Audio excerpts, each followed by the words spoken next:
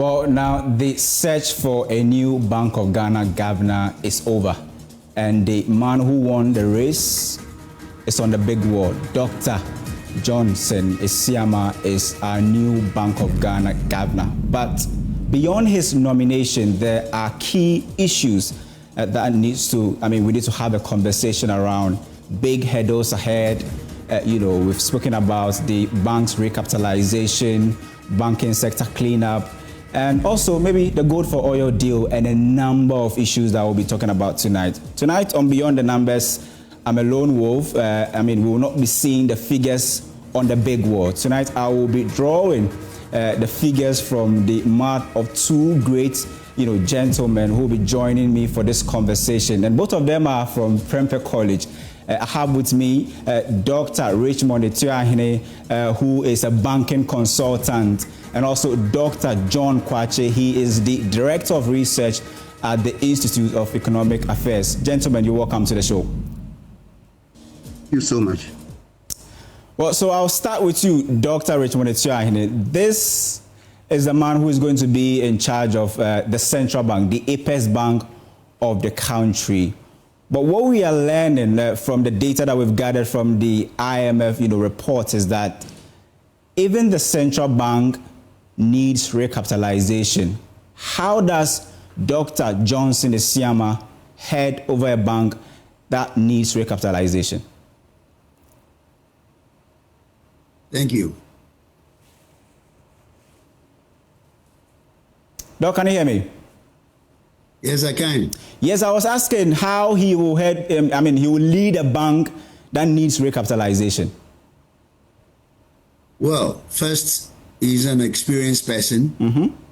He has been in that position before, except that he has come at a time where the mother of all banks needs to be recapitalized. And the good thing is that we've heard that IMF already sent memorandum with the Minister of Finance and Bank of Ghana, putting the time frame for the recapitalization. But in the latest IMF document in December, published I think late December, there were certain issues that Dr. Isiama would have to look at before they even talk about capitalization. We talk about operational efficiency. I believe the current operational cost is a bit inimical to the capitalization of the banks. And very difficult question at this time. We have a limited fiscal space. And if we are going to recapitalize, where are we going to look up to? Because you can't go to the bond market. I don't know how they will go about it.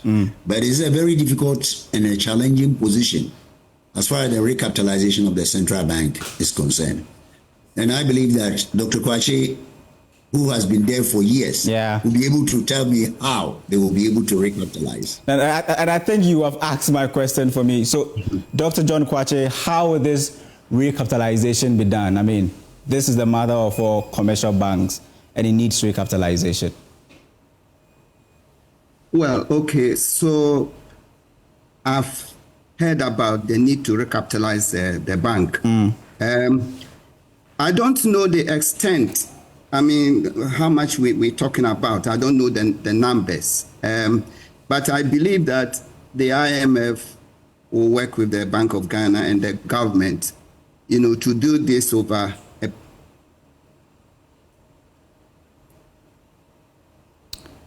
Hello, Doc, can you hear me? I can. Yeah, I think we have lost Dr. John Kwache. Now, Dr. aggravate the problem. Okay. Yeah. So, we know that Bank of Ghana made a big loss, a heavy loss in 2022. So we are hoping that going forward, these losses will not be repeated, so that at least you can ring fence the loss that has been made previously and deal with that over a period of time. Now, Dr. Richmond Etuahine, he's been there before. He was the second deputy governor, and he knows a lot about. He knows a lot about the central bank. Now, my question is, what are some of the key hurdles ahead?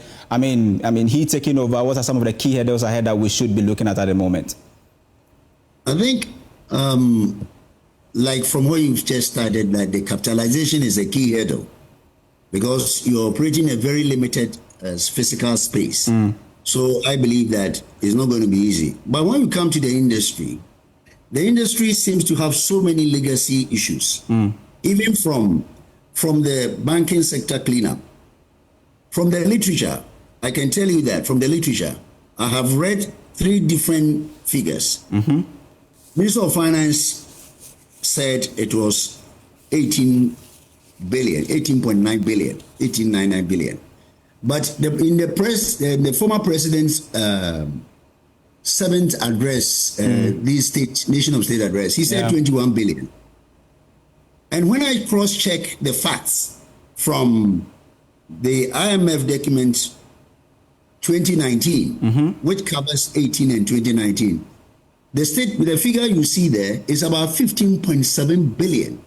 So you can see the inconsistency about the figures. Which one is the likely figure? And again, there are also outstandings. You know, those GN banks, people haven't been paid. So how did we apportion the whole 21 billion or the 18.9 billion?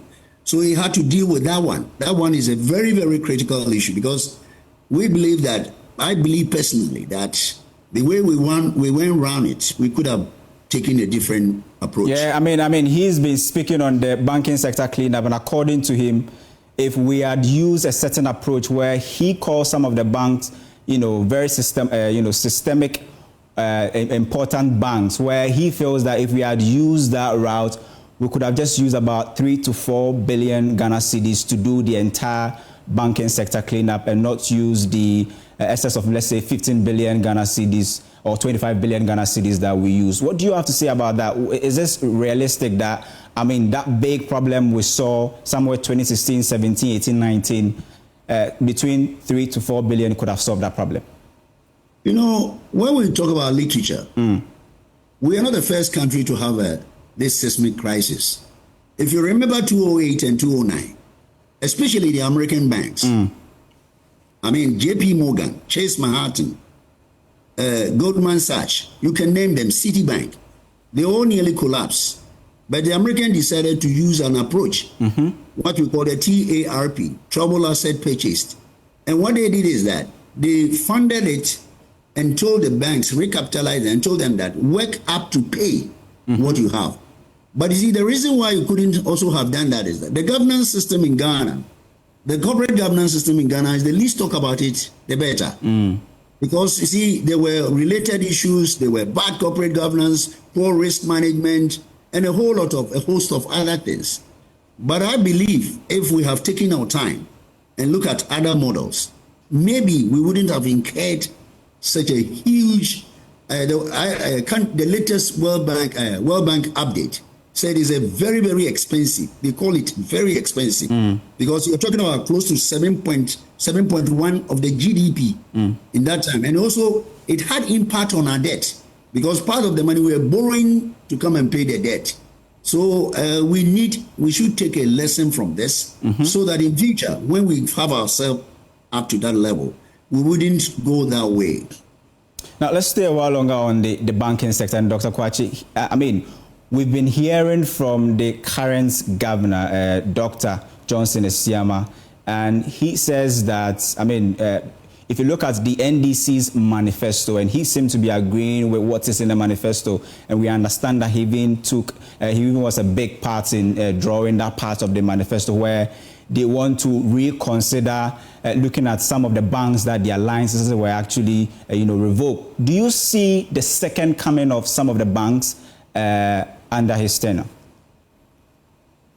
Well, yeah, certainly, because one of the biggest mistakes that was made during the cleanup, the banking sector bailout exercise, was the fact that, we collapsed most of our, it affected mostly our local banks, yeah. So we are in a situation now where, you see, we have reduced the local ownership of our banking sector. And that's not good enough for us. As a country, we should be working towards increasing our ownership, Ghanaian ownership of almost all sectors, the extractives, banking, manufacturing, telcos. We should be increasing our ownership of all these sectors. Now we have shrinked the Ghanaian ownership of the banking sector, and we need to restore it. In any case, as Dr. Tuahine said, we spend so much money. I've even heard of figures like 25 billion Ghanaian cedis. Myself too. Doing the cleanup. And then the question that we also ask is, how much did they recover from the system? You see, because, those monies were said to have been squandered by the management of those banks. And they have assets, they use them for various purposes. So they set up some kind of asset recovery committee or something. But how much have they been able to recover? How much have they been able to recover? So that at least we know that at least there's a gap which has been left as a government debt. Do you think there were any local banks that, their licenses were actually wrongfully revoked? Well, I can't speak to individual, bank basis because I've not looked at the banks individually. Yeah.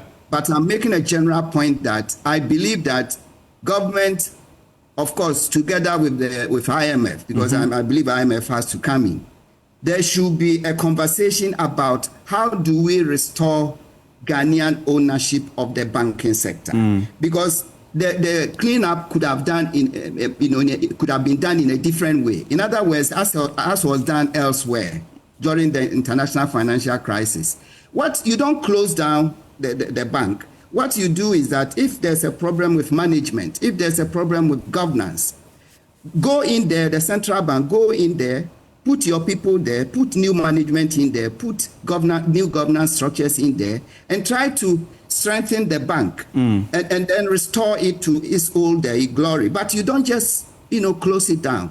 So I believe that government can open up new negotiations with the IMF to ensure that we restore, some degree of Ghanaian ownership to the banking sector. Now, Dr. Chang, let's come to that point, foreign ownership in our banking sector, where in 2023, Dr. Johnson Esiama spoke to Joy News in August, where he says that if you look at 2023, about 90% of the profit that were made in Ghana's banking sector actually went to the foreign owners. Let me come to Dr.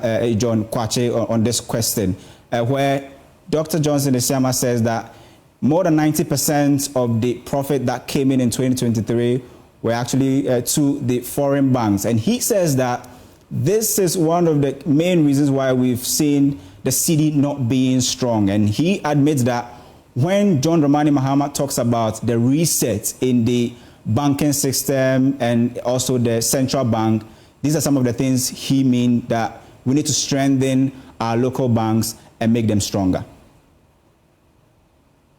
Yeah, of course.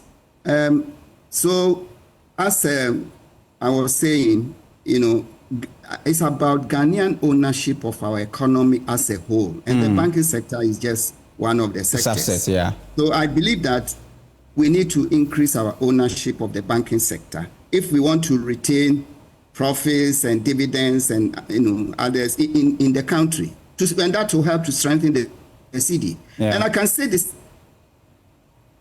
same thing about others, but that's not where we are going today. The extractives, telcos, manufacturing sector, and all that.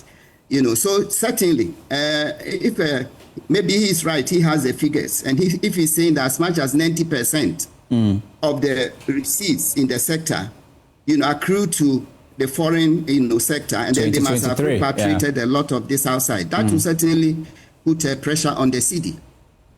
Now, Dr. Chang, do you agree with this assertion that the foreign component of our banking system sometimes hurts the stability of the cedi?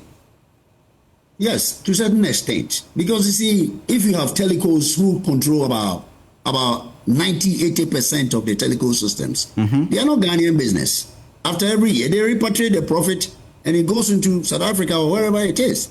The same thing with the banking system. Like Dr. Kwache is saying, any country, no country in this world would like to let his banking system or strategic business go into foreign hands, except Ghana. I'll give you a clear example of Nigeria. Nigerian banking system, they protect the indigenous bank to such as that the foreigners who go there cannot compete. Even telecos, go to Globacom and look at MTN over there. They don't compete with them. Unfortunately, in our society, I don't know why we don't want to develop our ownership. Look at the mining sector. We mine 10 billion and then get only 1.5 because it is mined by foreigners and they destroy the environment. So what Dr. Kwache is saying that it is high time we introduce the high ownership in all the strategic sector if we really want to develop the economy and improve the strength of our currency.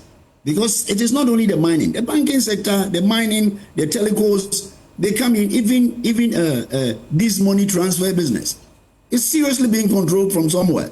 And these people externalize the dollar, the euro, the pound. It goes against the city. So for me, if anybody comes with that strategy that we should look at strategic ownership by Ghanaians, we should encourage them. Otherwise, we're going to sell our birthright. And see, the danger even with the foreign is that anytime there is a seismic risk in their country, it will destroy your system. Interconnectedness, risk, which people don't consider. Currently, one of the big telcos, if had a challenge, does it mean that Ghana telephone system will go down? I mean, we are not strategic. Like Dr. Vachi said, we are not strategic. We should be conscious and making conscious effort to develop the ownership of our country and culture so that most of the strategic industry, not the buy and sell, I mean, manufacturing, mining, banking, you can name them. All the strategic sectors are in the hands of foreigners, and it affects the city.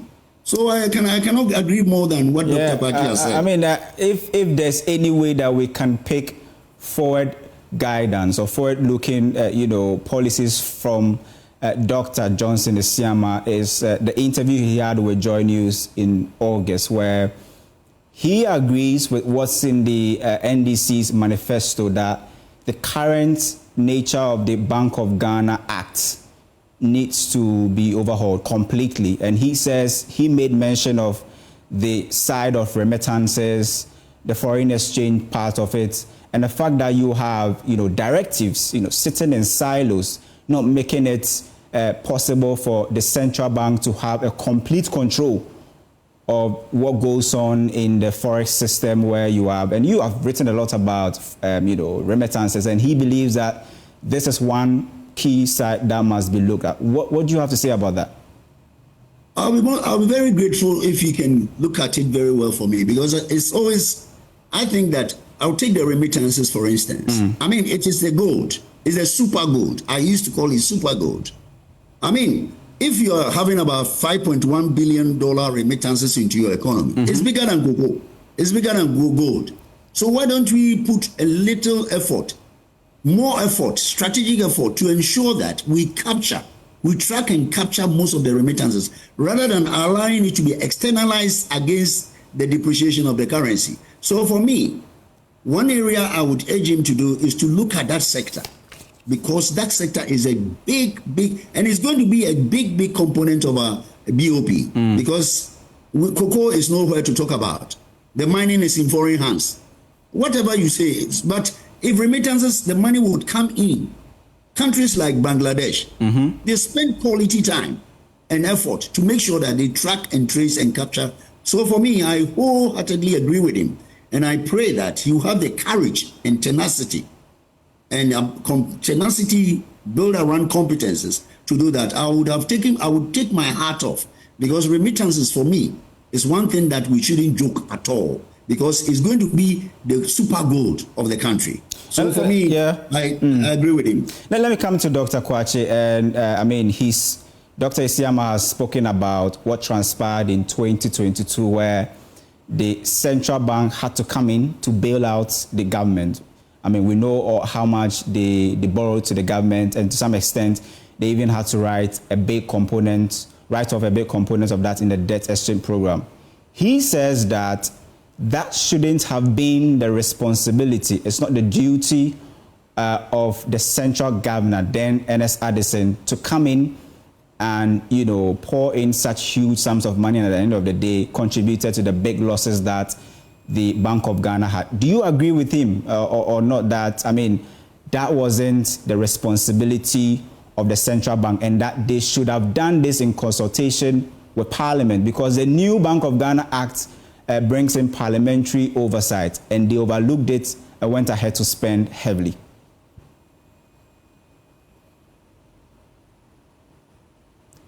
Kindly on mute, Doc. Hello, Doc. Can you hear me, please? Yes, I can hear you loud and clear now. Yeah. Okay, so I was saying that I certainly agree with him. You see, Dr. Siama, myself, the former governor, and in fact, the first deputy governor as well, we have all been trained as central bankers. And we know that, you know, one key thing, you know, if anything at all, I mean, that you are taught as a central banker. It's unfortunate the connection. It's not to open your vault to the government. Okay, it's stable. Can you? Oh my God. Hello. I can hear you loud and clear, Doc. Please go ahead, Doc. So the point I was making is that the Bank of Ghana is limited in its lending to government. Just 5 of the previous years. The law says, the act says that the governor, the controller, and then they should inform Parliament. Now, if by my own calculation, what they did was about 60% of the previous year's revenue instead of 5%. And then the consultation with Parliament also didn't take place. Maybe if it did, it was much later by informing Parliament. So it is not surprising that after injecting so much liquidity into the economy, subsequently it's unfortunate that the connection to Dr. John Kwache is not that stable at the moment. Let me go to Dr. Richmond Etuahine. Doc, I mean, same question. Would you have to Bank of Ghana. Okay. Dr. Kwache, please continue. If you can unmute, Doc, kindly unmute so we can hear you. Hello? Yes, I can hear you. Yes, I can hear you now. I was making the point that by injecting so much liquidity into the economy, Bank of Ghana contributes stabilization of the economy. We saw inflation increase to 54%, and then the cedi depreciated by 54% by November, before coming down to 30% by the close of the year when they intervened. You know, so going forward, in fact, that is the reason why under the IMF proposed zero financing. Zero. Okay. So Dr. Siama is right that going forward, he will do everything to protect the Bank of Ghana's balance sheet from any invasion by government. Let me bring in Dr. Richmond Etuahine at this point. I like the fact that Dr. Kwache spoke about 0% financing, because he's been speaking about an IMF program renegotiation. He's spoken about extending the program and getting additional financing. But we are all aware that the domestic market at the moment is very, very shallow, where you only have T-bills being the only outstanding, or the only source that is standing right at the moment. Do you think that based on these restrictions and based on this drought we've seen in the domestic capital market, he might negotiate for some bit of central bank financing to the central bank, the central government? I don't think under the program anybody will allow you to do this zero. That's why they say zero financing. I don't think he would even try. The question is that it means that we need to look at our whole system. I mean, the system I mean is that certain expenditures would have to be critically looked at. Because you see, if I saw the budget for 2025 and you see the debt repayment, interest repayment on it. You see the component of it. It's just about, I think it's about 40% of the total revenue. Yeah. And then you have a huge compensatory and wages bill. I mean, we need to be very careful about that. Other than that, one day we'll get up and there will be no budget at all. So we need to be looking at critically. And the thing that Dr. Siama is saying, that there is no way you can go to domestic bond at the moment. What has happened to Ghana, what they have destroyed people like us, our pension, even if the market is flamboyant, is booming, nobody will want to buy government bond because it is a bad experience and it is going to take quite a long time to build a confidence. So it's not going to be tomorrow or today. It's going to take a reasonable time before people get interested in government. People are buying the treasury bills because they don't have any options. If they were, I mean... It's unfortunate. I mean, final comments. Let me take it from Dr. John Kwache. Your final remarks on what we should expect from Dr. Johnson Isiama, some of the problems ahead, very briefly, and then we end the show. Well, of course, the Bank of Ghana's balance sheet, which is in a bad shape, is something that he will have to, deal with through possible recapitalization, as we have said. Look, inflation is still stuck up there in the 20s. It's never coming down. Find a new approach, just going beyond the narrow IT framework to address the problem. The exchange rate is still depreciating very fast. We'll have to contribute to find a solution to that. The banking sector is also coming under stress again because they suffer from the DDEP, and non-performing loans are also rising. So it looks like there may be the need for another round of recapitalization of banks. So these are when the central bank itself needs recapitalization, right? So the parent and the child all needs recapitalization. Exactly. So there's a lot of challenges, ahead. And, right. I think Dr. Agyei is the best person to handle this with all the support of all of us. Thank you so much, Dr. John Kwache and Dr. Richmond Etuahine. Now, folks, this is where time will allow us to, peg our conversation. See you same time next week. The man of the smart wall is the new Bank of Ghana, and we've shown you some of the hurdles ahead. The banking sector will be one of the critical areas that he will be looking at. He's been a second deputy, governor before, and he was in charge of the banking sector. Let's see how things will unfold under him. Thank you so much for joining us.